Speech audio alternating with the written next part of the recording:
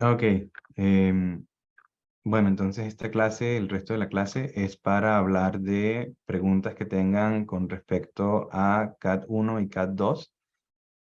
No sé si alguno tiene alguna pregunta, etcétera. ¿Algún problema que estén teniendo en Bueno, algo? Ujú. se me escucha. Sí, Jesús. Profe, yo tenía una duda con respecto al CAT 1, Sí. porque por lo menos comparando con algunos compañeros, mis gráficas siempre daban con una forma, o sea, digamos que gran parte de la gráfica tenía el mismo comportamiento que el de ellos, Sí. pero de repente en las mías daban algún salto extraño o tenían una curva extraña o algo. Entonces la única Ok. diferencia que notaba así con respecto a mis compañeros es que yo estaba usando el Spice 38 y los demás están usando el 36. Ok. Hay mucha diferencia entre ellos dos como para que las gráficas den así No, no creo. Si tanto quieres distinto. puedes compartir tu pantalla y me puedes hablar un poquito de qué estás viendo tú y qué están viendo ellos. Déjame cerrar aquí Eso, esto. disculpa, yo tengo el 38 y mis gráficas están bien. Ok. Entonces, Ah, ok. no creo que sea eso. O sea, no digo que mis gráficas estén mal, pero se ven raras en ciertos puntos. Si no te molesta con mostrarlas con el resto de la clase, o sea, vamos a ver qué pasó. Voy ya. Bueno, voy a enseñarías el informe como tal porque para abrir Ubuntu y todo esto ya. Sí, sí, ok, seguro. Déjenme abrir acá para compartir aquí. Es donde está, abajo, donde están las opciones de la cámara, etcétera. Hay una que te sale probablemente Ah, verde. sí. You cannot start a screen share while the other participant is sharing. Ok, dale, trata ahora. Uy, ok. Vale, ¿se ve? Ujú, sí. O sea, por lo menos esto de aquí en mi gráfica, Y tu gráfica está se en ve la de la bien NEMOS. tenue. Ajá. Esto de aquí, por lo menos comparando con mis compañeros, esta gráfica siempre a ellos les da recto totalmente. Y en la Sí. mía siempre comienzan a tener saltos así, o por lo menos en la de PMOS también. Ajá. De repente tienen una curva de la nada. Ah, ya va, espera, esa de PMOS, la de PMOS te está dando raro, ¿no? ¿Por Sí. qué no empezó en cero la corriente? ¿Por qué la corriente no empezó en cero? O sea, bueno, en realidad sí empezó acá. O sea, el inicio es aquí, solo que ahora que me doy cuenta no lo denoté, pero el inicio es acá en la Sí. esquina superior derecha. Recuerda que tienes que poner qué es cada eje, ¿no? En la gráfica. Vale, El- vale. este, sí, es verdad eso que está raro. De repente puede ser tienes una foto del esquemático, por ejemplo, algo así, que usaste. Lo tengo en Ubuntu, tendría que abrir toda la máquina virtual y eso. No, Ya. o en el mismo informe tienes el archivo el esquemático tienes el esquemático digo, no, el archivo de Spice que te genera el esquemático, tal vez lo tienes en el archivo comprimido ese en zip. O sea, si lo puedes abrir. Sí, Ujú. yo lo pasé, pero bueno, se puede ver desde Windows, o sea, yo, Sí, yo lo claro, pasé todo a Windows, es un archivo de texto. pero voy, ya, déjeme descomprimirlo acá. Ujú. Mientras tanto, Lo puedes abrir con bloc de notas. voy ya, saco, a ver, ya, stop share, y déjame abrir el archivo. Ujú. El punto Spice es el que quiere observar. Ujú. Voy. Claro, o sea, elegiste el transistor que decíamos y pusiste la longitud y eso correcto, ¿no? O sea, lo que decíamos, 1 y 0,15. ¿Puedes mostrarme el archivo que usaste como de control? Déjame abrir. Am, pues, ese es todo el archivo que... Bueno, sí, está lo de aquí arriba, pero lo Sí, que sí. más editable fue esto de aquí. También, por ejemplo, comparé con una de mis compañeras, que ella en Ujú, en sus archivos les daba bien, o sea, le daba sin ninguna curva, ujú. y me hizo el favor de pasarme los suyos para que yo lo compilara en el mío, y daban de la misma forma que a mí. O sea, Sí, sí, si el error hubiera sido tanto código y eso, lo hubiera no, compilado bien en el mío, teniendo los de ellos, pero no. sí, no, sabes que está bastante raro, Jesús. No sé por qué te está dando diferente, como que, ¿sabes qué tan diferente te está dando? O sea, además de esa curva, los valores de corriente que te están dando son muy diferentes a los de los demás, ¿o es solo como esa forma? En ciertos valores es sutil la diferencia, pero por lo menos para el cálculo en el ejercicio 2 de la Ujú. parte del PEMOS, ahí es donde tengo más diferencias con los que he comparado. Pero en Claro. rasgos generales la diferencia es poca. Am, este, sí, si la diferencia no es tanta, yo también cuando mandes tu informe, o no sé si ya lo mandaste, tal vez ya lo mandaste, Sí, eh, yo lo mandé, yo lo sí, sí, cuando lo revise, voy a intentar como correr tu código en mi computadora a ver si me da algo diferente. Si no, probablemente es lo que dices, algún problema con la instalación, pero no se me ocurre qué sería. No, tal vez, pues, lo más probable es que sean, me imagino, los modelos de los transistores, no sé, o alguna configuración por ahí que tal vez no tienes, pero, o sea, te diría para la entrega de la tarea, no te preocupes, o sea, está bien como lo estás haciendo, está perfecto. Y, y yo voy a tratar de echarle un ojo a ver si veo si hay algo raro por ahí y te aviso. Vale, profesor. Eh, Gracias. No, de nada, tranquilo. ¿Hay alguna otra pregunta? Profe, yo sí tengo una Ujú. pregunta, pero es más teórica de algo que no entiendo de Sí. la curva característica del NMOS. Por ejemplo, lo que habíamos visto en Electro 1, que tal vez por eso es que no lo veo, Ujú. al tú extrapolar la recta, eh, en el punto de intersección de todas las curvas, para las variantes de BGS, coincidían en un punto y ese era el voltaje de Early. En este caso, para cada variación de BGS que yo hago, el punto de corte es distinto. Sí. Pero ¿a qué se debe, o sea, teóricamente a qué se debe que no coincidan en el mismo punto? Sí, esa es una muy buena pregunta. Digo, sé que responderte, pero antes, nada más como para el resto de la clase, ¿tienes alguna imagen donde puedas mostrar eso o no? Que pudieses compartir o no. Creo que, o sea, no, sí, o sea, puedo compartir, pero no están todas en una sobre otra como para visualizar mejor el efecto del No, corte. claro, claro. Pero tienes, por ejemplo, dos donde se vea que no es así. Sí, sí, sí, Sí. ya Sí. las puedo Déjame compartir. entonces, dame ahí un segundo y en lo que tú compartes esa imagen, yo voy a mostrar una que acabo de conseguir en internet que dice lo que justo lo que tú estás diciendo. Ok. Ah, déjame, déjame compartir un momento. Ajá.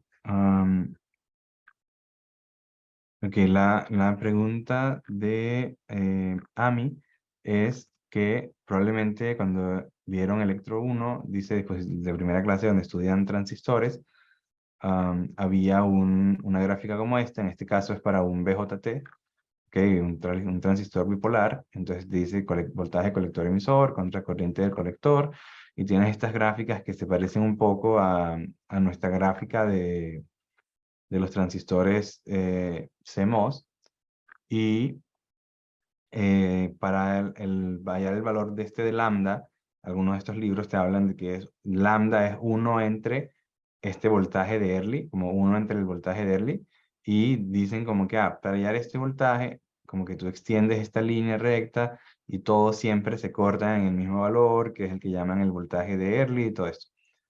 Eh, a eso te refería, ¿cierto, Ami? Sí, a eso. Sí.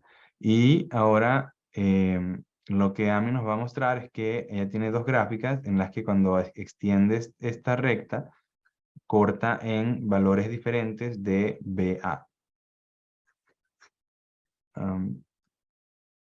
Si puedes mostrarnos esas gráficas, Amy, como que ilustra el punto bien, y luego yo voy a ir preparando aquí que te iba a como compartir yo. Ok, en esa gráfica estamos viendo corta en más o menos menos 4.5, vamos a decir. 4.3, no sé. O sea, te está dando como que tu voltaje de early va a ser menos 4.3. En este está más o menos parecido, ¿no? Menos 4.3. En este ahora te está dando menos 1 punto algo. Cambió bastante, ¿no? Sí. ¿Alguien en la clase tiene alguna pregunta o se entiende el problema que dice Amy? Sí, se entiende. Ok, pues sé que Osvaldo me había preguntado lo mismo en privado. Entonces, ¿alguien más tiene alguna duda sobre cuál es el problema? Ok, si no, déjame ahora buscar una gráfica que les quiero mostrar que tiene que ver con esto. Ok, ¿están viendo mi pantalla? Sí, profe. Sí, profe. Sí. Esta gráfica, que luego la pueden ver en cuando publique mis soluciones, la estoy agarrando de las soluciones, por eso también hice un montón de zoom para que no se vea el resto.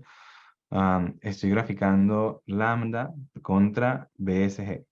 ¿Cómo es esto que estoy haciendo? ¿Cómo conseguí esta gráfica? Por ejemplo, en el caso de CAT 1, ¿ok? En CAT 1 medimos esta gráfica, ¿ok? Y ahora, ¿qué hice? En esta gráfica teníamos BGS era 1.8. Y entonces lo que hice fue buscar, basado en esta gráfica, elegí el valor correcto de lambda, ¿ok?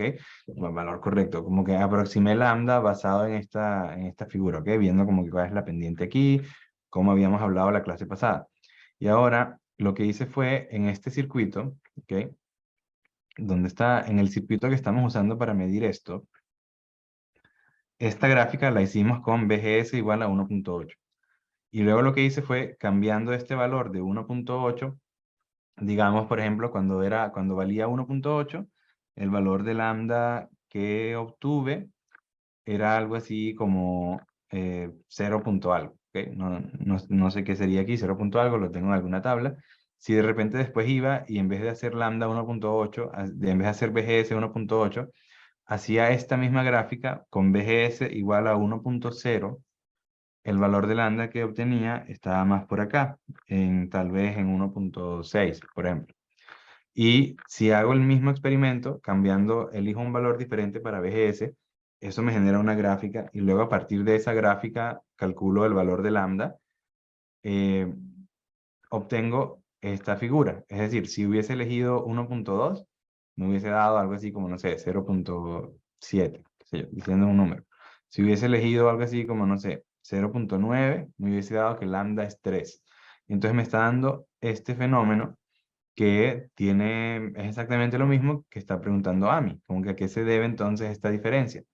Y la razón es que el modelo que estamos usando para nuestros transistores es un modelo simplificado y entonces no hay muchísimos fenómenos, especialmente con tecnologías modernas en las que tienes efectos de canales cortos, etcétera, que pueden, por ejemplo, incluso en el libro leer sobre Short Channel Effects y o sea, en tecnologías nuevas, cada vez más el modelo que usamos para nuestros transistores es solamente una aproximación, no es un modelo ideal.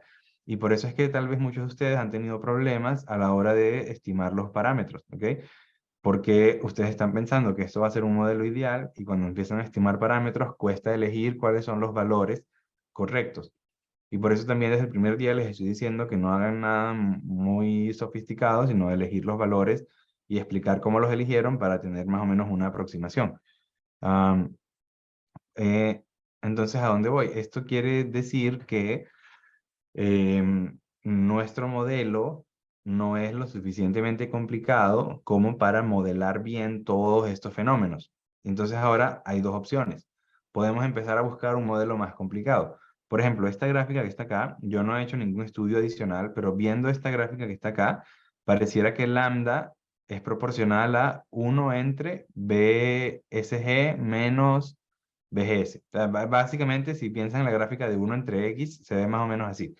Entonces uno pudiese pensar, bueno, tal vez puedo mejorar mi modelo aún más si agarro y cambio lambda por una cosa que tiene que ver con 1 entre BSGS menos BTH, lo que sea.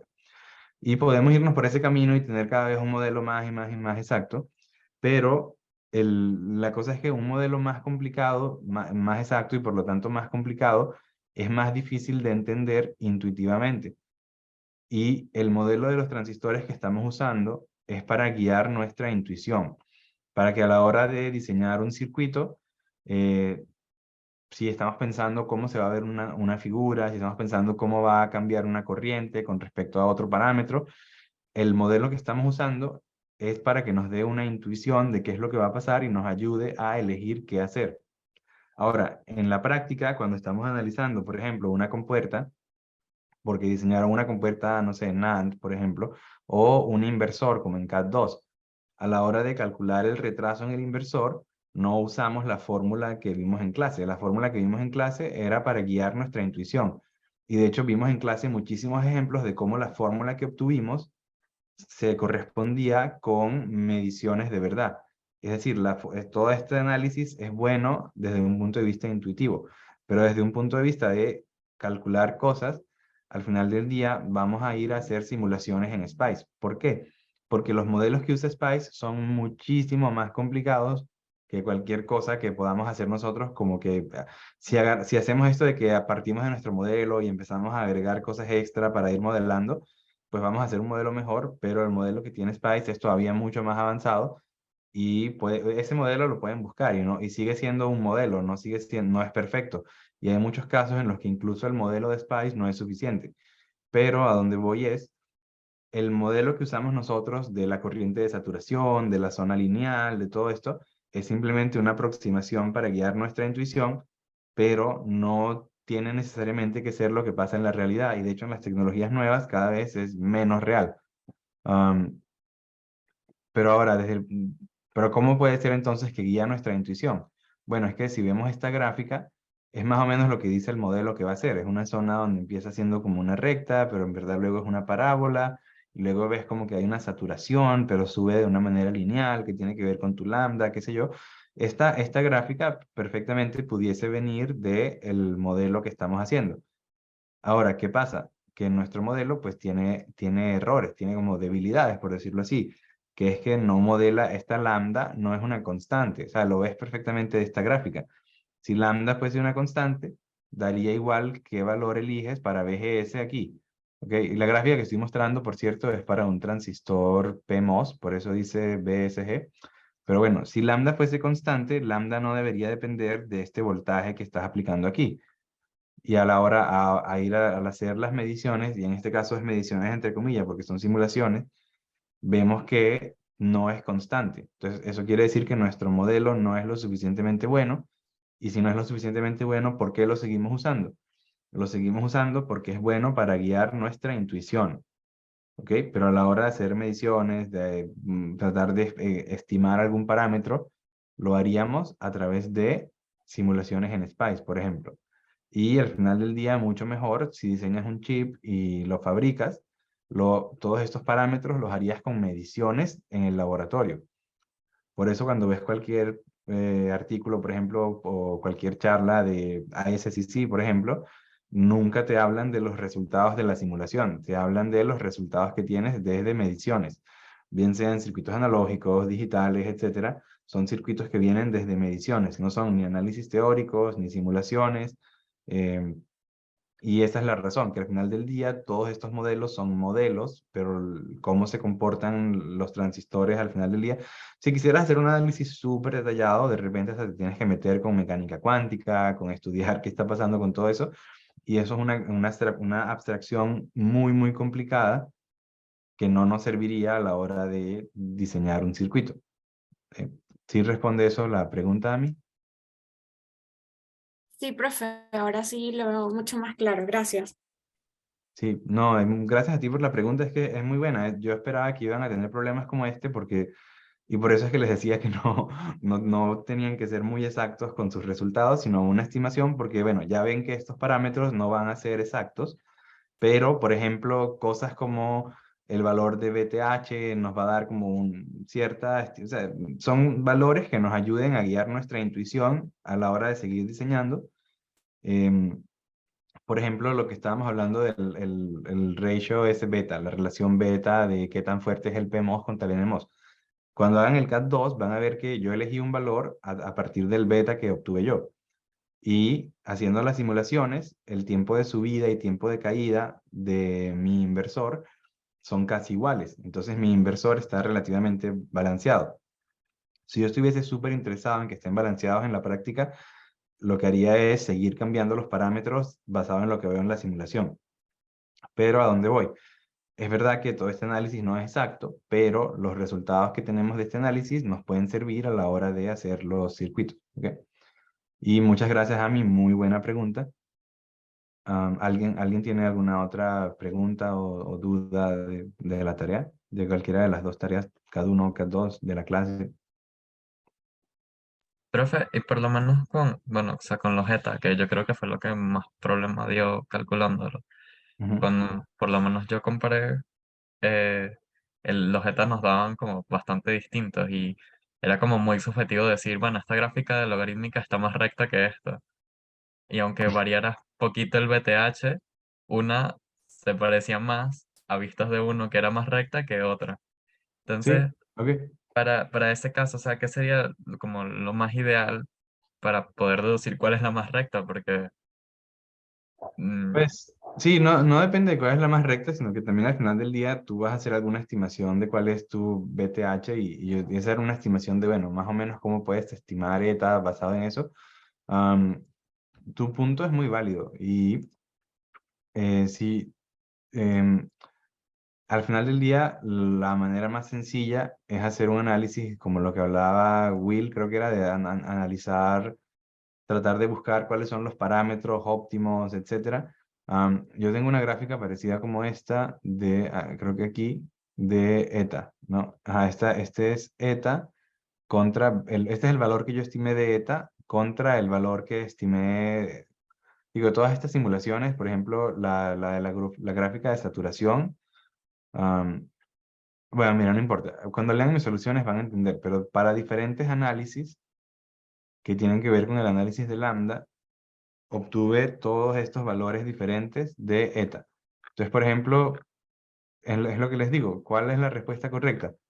No hay una respuesta correcta, pero bueno, cualquier valor que me digan entre 1.15, 1.40, incluso 1.60, está bien, fue lo que ustedes vieron, es más o menos lo que ustedes estimen y al final del día es otra debilidad de nuestro modelo, es que el modelo que estamos usando no es perfecto, pero ¿qué pasa? Por ejemplo, si ves esta gráfica, lo que nunca obtuve fue nada cerca de 2. Entonces, más o menos lo que te puedes imaginar es que en esta tecnología sí se nota el efecto de saturación de la velocidad, ¿no? O sea, no es nunca tuve un valor de eta igual a 2.